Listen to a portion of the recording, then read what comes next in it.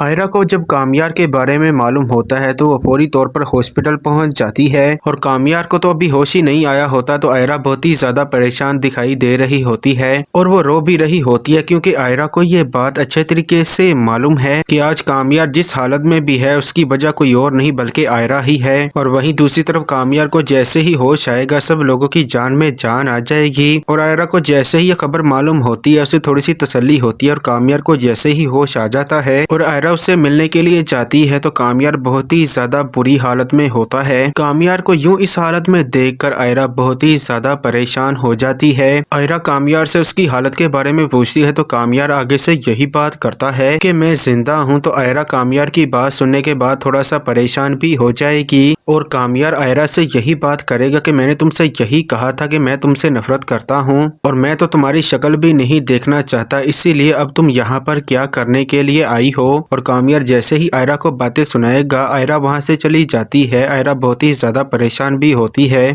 और वो रो भी रही होती है और जैसे ही वो रोते हुए अपने घर पर पहुंच जाती है और आयरा के माँ बाप उसका इंतजार कर रहे होते हैं तो इरफान साहब को तो ये बात मालूम हो चुकी होती है कि कामयार के साथ क्या हुआ है। और वो जैसे ही आयरा को रोता हुआ देखते हैं तो उन्हें ये बात भी समझ आ जाती है कि आयरा कहाँ से घर वापिस आ रही है। तो वो आयरा से यही बात करेंगे कि जिस रास्ते पर चलना इतना ज्यादा मुश्किल हो रहा हो तुम्हें वो रास्ता बदल ही लेना चाहिए। तुम्हें ये बात मालूम है कि कामयार अब वो पहले जैसा कामयार नहीं रहा और उसने मुझसे दो टोक अल्फाज में यही बात की है कि वो तुम्हारी शक्ल भी नहीं देखना चाहता, तो तुम क्यों यूं अपने आप को अजियत दे रही हो। तो आयरा आगे से अपने बाप से यही बात करेगी कि आज के बाद मैं भी कामयार को मिलने के लिए नहीं जाऊंगी, मुझे तो उसकी फिक्र हो रही थी इसी वजह से मैं उससे मिलने के लिए चली गई। और वहीं दूसरी तरफ कामयार की दादी कामयार के पास आएगी और आकर उससे यही बात करेगी कि तुमने आयरा के साथ बिल्कुल भी ठीक नहीं किया। मैं मानती हूँ कि आयरा से गलती हुई है लेकिन अब वो अपनी गलती का अजाला भी करना चाह रही है,